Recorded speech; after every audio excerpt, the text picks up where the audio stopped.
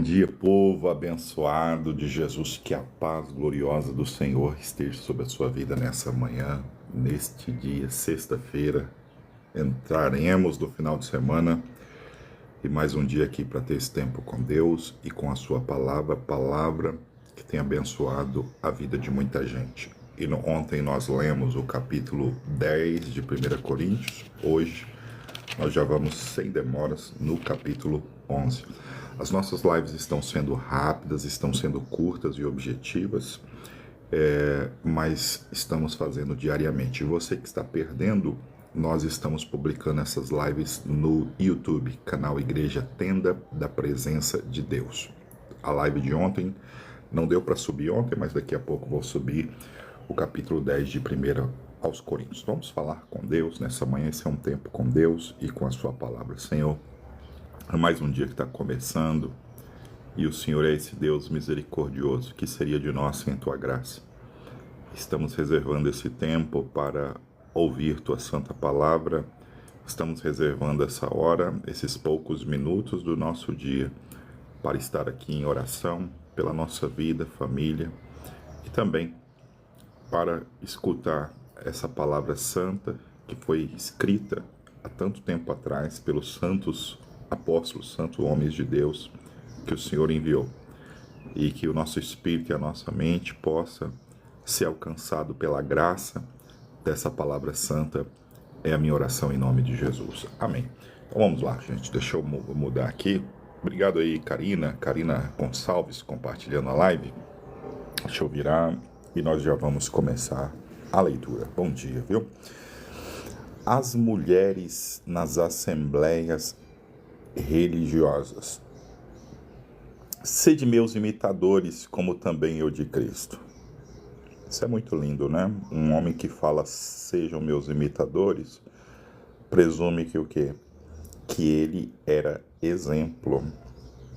E que esse apóstolo, que era exemplo, ele se baseava a sua vida no exemplo maior, né? O ídolo da vida dele, o alvo da vida dele era Cristo. E ele era um imitador de Cristo, então ele podia dizer, podem imitar o meu exemplo. É alguém que tem um gabarito moral para dizer, olha para a minha vida. Isso é muito importante, a pessoa ter gabarito, autoridade para falar pelo exemplo. Já viu aquele ditado que é alguma coisa tipo palavras, exemplos arrastam, e palavras alguma coisa, eu não lembro, mas dizendo que é muito melhor o seu exemplo do que suas palavras, ou o seu exemplo vai falar mais alto do que as suas palavras. Esse era o apóstolo Paulo. O apóstolo Paulo ensinava pelo próprio exemplo de vida. E o exemplo da vida dele era Cristo. Então ele diz, e louvo-vos, irmãos, porque em tudo vos lembrais de mim e retendes os preceitos que vos entreguei.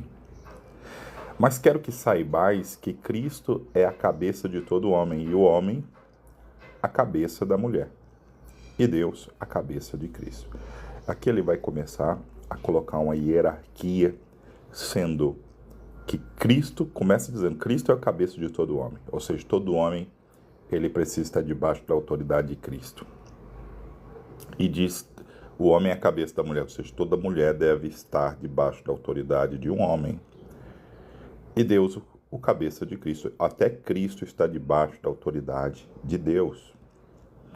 E todo homem que ora ou profetiza, tendo a cabeça coberta, desonra a sua própria cabeça. Mas toda mulher que ora ou profetiza com a cabeça descoberta, desonra a sua própria cabeça, porque é como se estivesse rapada. Eu já vou explicar isso daqui.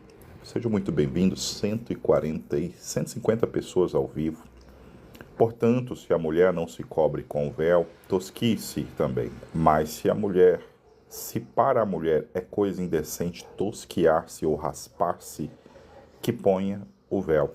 Inclusive é baseado nesse texto que surgiu a igreja do véu, né? porque é Paulo falando que a mulher deveria sempre orar, ou seja, no momento da oração, a cabeça da mulher deveria estar coberta e a do homem descoberta. O que pode parecer uma contradição, porque a tradição judaica é que todo homem, já há bastante tempo os judeus fazem isso, eles colocam o kippá para cobrir a cabeça. O kippá é aquela coisinha que se cobre assim, sabe? Eles colocam assim bem minúscula em cima assim da cabeça, um pouco acima da nuca, como que dizendo na hora da oração, estou debaixo da autoridade de Deus. Deus está sobre a minha cabeça. Só que, veja, isso aqui tem que ser olhado do ponto de vista cultural e hoje eu já vou dar minha interpretação sobre isso. Nós estamos falando da igreja de Corinto, uma igreja portuária, aonde a prática de prostituição daquela época, a prática da prostituição daquela época tinha a ver com a maneira como a mulher se vestia e principalmente sobre o que ela tinha ou não tinha sobre a sua cabeça. Então as mulheres da vida, as mulheres da noite, o que elas tinham? As mulheres da noite, elas tinham cabelos curtos. Elas tinham cabelos curtos. Então é por isso que aqui Paulo vai começar até a falar sobre a mulher não cortar o cabelo. Então diz que provavelmente isso aqui é uma interpretação cultural, tá bom? Provavelmente, eu estou dizendo, tá? O homem, pois, não deve cobrir a cabeça, porque é a imagem e glória de Deus, mas a mulher é a glória do homem. Porque o homem não provém da mulher, mas a mulher do homem. Porque também o homem não foi criado por causa da mulher, mas a mulher por causa do homem. Portanto, a mulher deve ter sobre a cabeça o sinal de poderio por causa dos anjos. Aqui, esse sinal de poderio também fala do cabelo não ser cortado, né? Todavia, nem o homem é sem a mulher, e nem a mulher sem o homem no Senhor. Porque, como a mulher provém do homem, assim o homem provém da mulher, mas tudo vem de Deus. Julgai entre vós mesmos. É decente que a mulher ore a Deus descoberta, ou com a cabeça descoberta? Ou não vos ensina a mesma natureza que é desonra para o homem ter o cabelo crescido? Você vê que aqui nós estamos falando de aspecto cultural, porque também parece descabido Paulo ensinar que é desonra perante Deus o homem ter cabelo crescido, sendo que quem era nazireu ou tinha o voto do nazirato, como Sansão, como provavelmente o próprio Cristo tinha cabelo crescido, tá? Ou seja, eles eram um cabelo grande.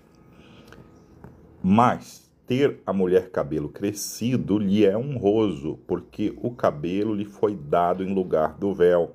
Então veja que aqui, se o véu precisa ser utilizado em oração, e aí a igreja do véu diz que isso é válido até hoje, porque aqui fala que a mulher tem que orar, ó, a mulher que ora ou profetiza, né, ou todo homem que ora e profetiza, tendo a cabeça coberta, se o homem faz isso, é desonra.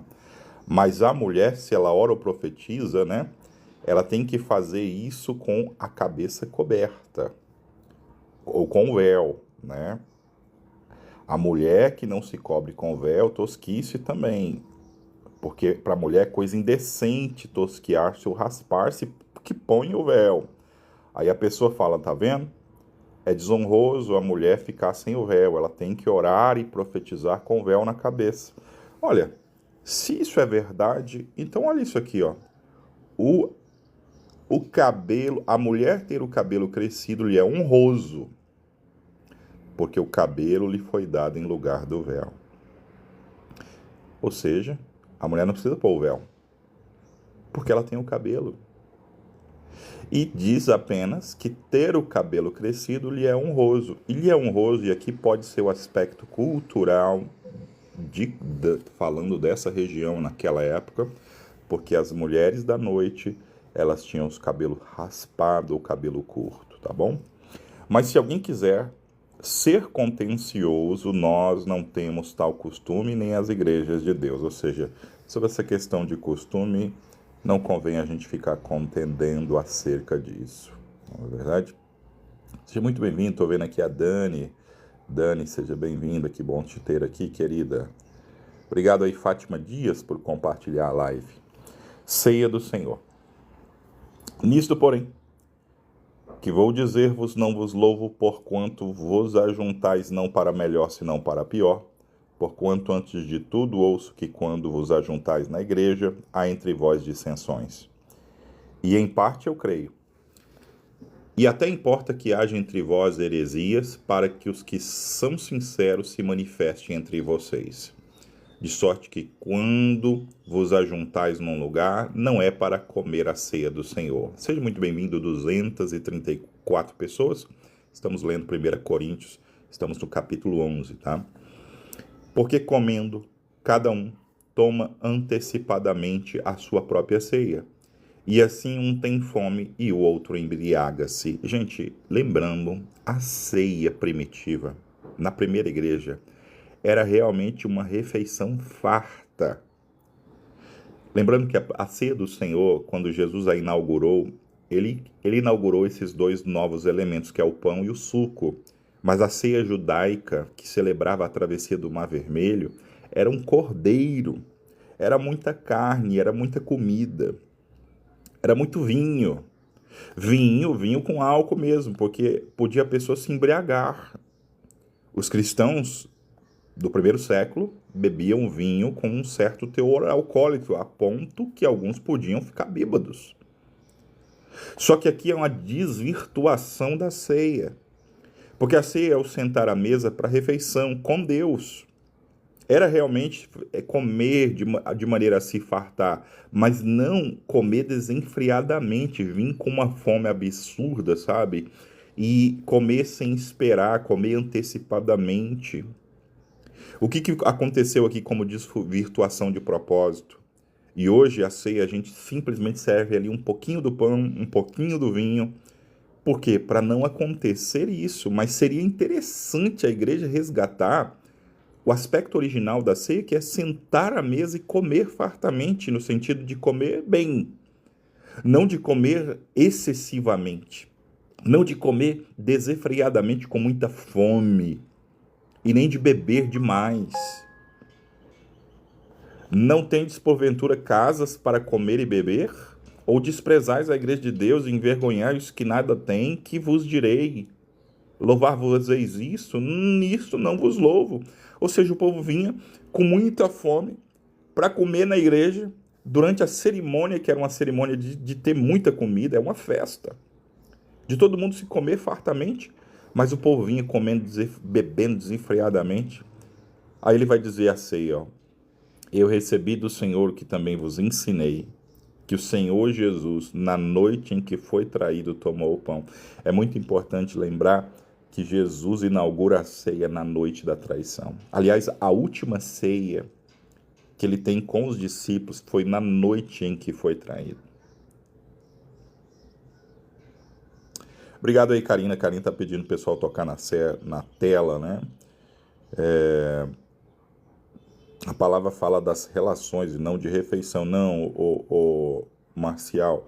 Aqui está falando claramente de comer e beber e pessoas se embriagar.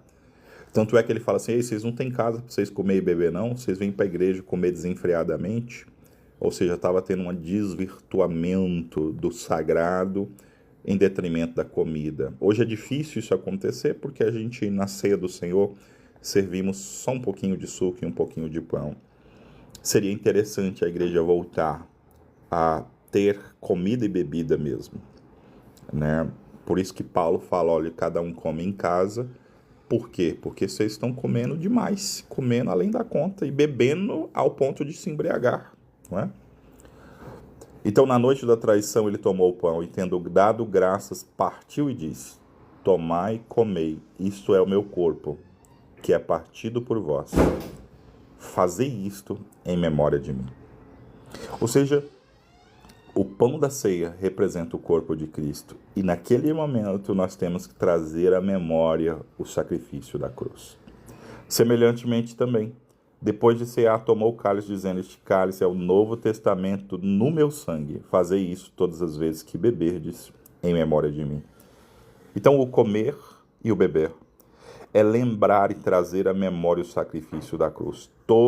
Porque todas as vezes que comerdes esse pão e beberdes este cálice, anunciais a morte do Senhor até que venha. Ou seja, no dia da ceia, a mensagem mais importante é a morte do Senhor na cruz. A mensagem deve ser pregada no dia da ceia. É uma ordem de Paulo. Anuncie a morte do Senhor. Paz do Senhor, Luciana Werneck, quanto tempo, minha querida. Deus te abençoe. Portanto, qualquer que comer este pão ou beber o cálice do Senhor indignamente será culpado do corpo e do sangue do Senhor. Indignamente é sem esse senso do sagrado, né? A pessoa vinha ali só para matar a fome. A pessoa vinha ali para beber o vinho até ficar bêbado. Isso era indignamente. E isso a pessoa se tornava culpado, porque o elemento naquela cerimônia, aquele sangue representa o sangue de Cristo. Então, examine-se, pois, o homem a si mesmo, e assim coma deste pão e beba deste cálice, porque o que come e bebe indignamente, come e bebe para sua própria condenação, não discernindo o corpo de Cristo. Lembrando, gente, a ceia é algo que a gente faz com contrição, com reverência, porque é algo sagrado, representa Cristo se doando pela salvação e redenção dos nossos pecados. Não significa que você deva tomar ceia, não deva tomar porque cometeu um pecado ou outro eventual. Hoje está conseguindo pegar a live, glória a Deus. Viu, Luciana? Mas nós estamos subindo, todas as lives estão sendo disponibilizadas no YouTube, tá bom? Inclusive a de ontem já vou subir daqui a pouco, findando aqui. Já vou subir. Todos os capítulos de Coríntios estão lá, tá? YouTube, Igreja Tenda da Presença de Deus, tá bom? E faça como a Rosani Vieira Ferreira Dias, que acabou de seguir a gente para continuar acompanhando a nossa leitura. Deus abençoe todos vocês, 176 pessoas ao vivo. Agora veja, meus irmãos, o que acontece quando a gente participa de algo sagrado assim, sem discernir, sem a devida reverência e contrição. Está escrito, por causa disto, há entre vós muitos fracos e doentes e muitos os que dormem. Fracos e doentes e muitos que já morreram. A Érica diz, paz do Senhor, pastor, é possível algum dia o senhor falar sobre a parábola do bom samaritano? Opa, podemos sim, Érica. Parábola maravilhosa. Essa parábola é poderosíssima. Gente, fracos e doentes, o que significa isso? Um ato sagrado que você participa sem a devida reverência pode trazer juízo sobre você. Veja que o participar da ceia é para trazer salvação, é para trazer remédio, é para trazer exatamente quem é digno, né? É para trazer cura, é para trazer libertação.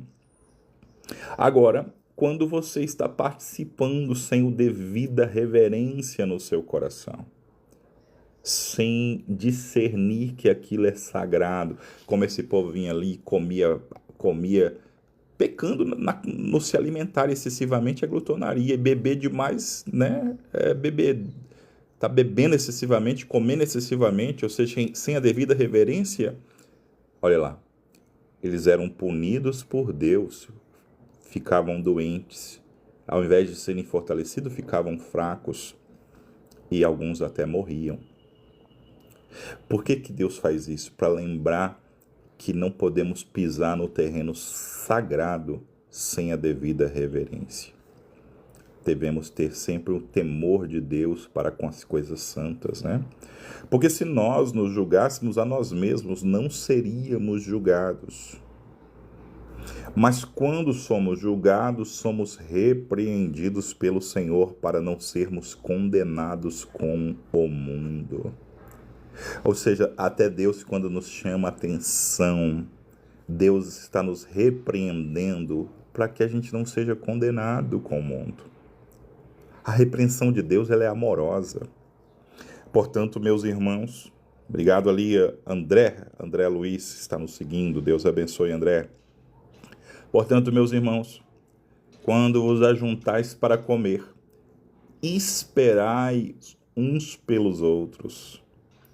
Você está vendo que a falta da reverência era uma fome desenfreada, que eles começavam a comer sem esperar.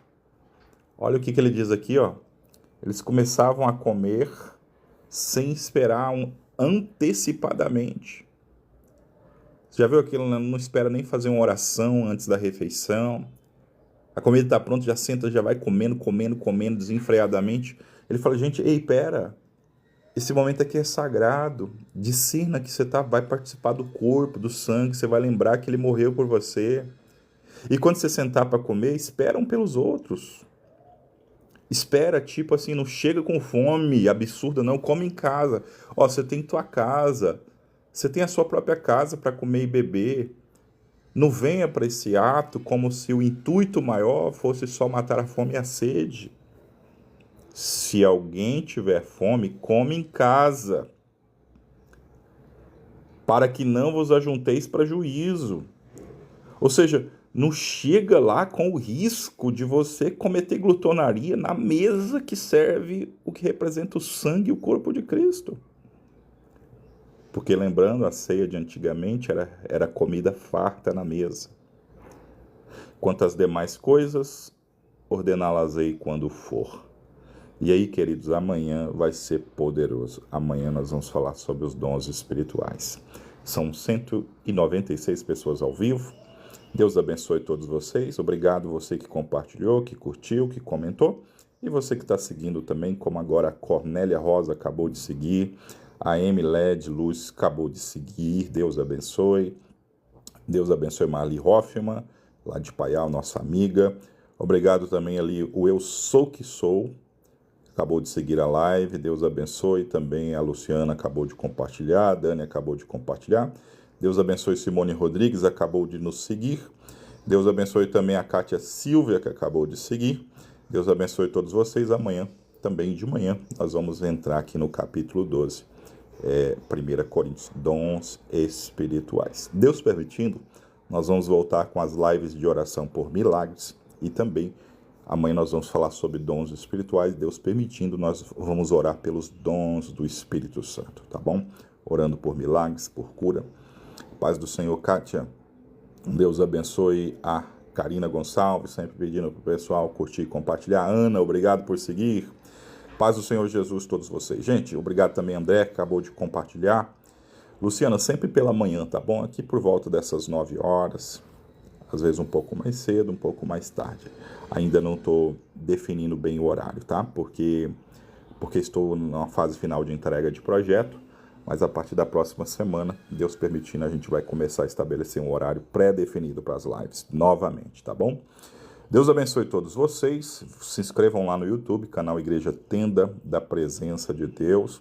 Sim, Luciana, Deus permitindo, nós vamos voltar a fazer lives à noite nas próximas semanas, tá bom? É por uma questão de logística e de tempo, está sendo melhor eu encaixar essas lives pela manhã. Fique na paz do Senhor Jesus. Ô, Kátia, nós estávamos lendo 1 Coríntios, tá bom? Acabamos de ler todo o capítulo 11, tá? Deus abençoe a Isabela também, que acabou de compartilhar.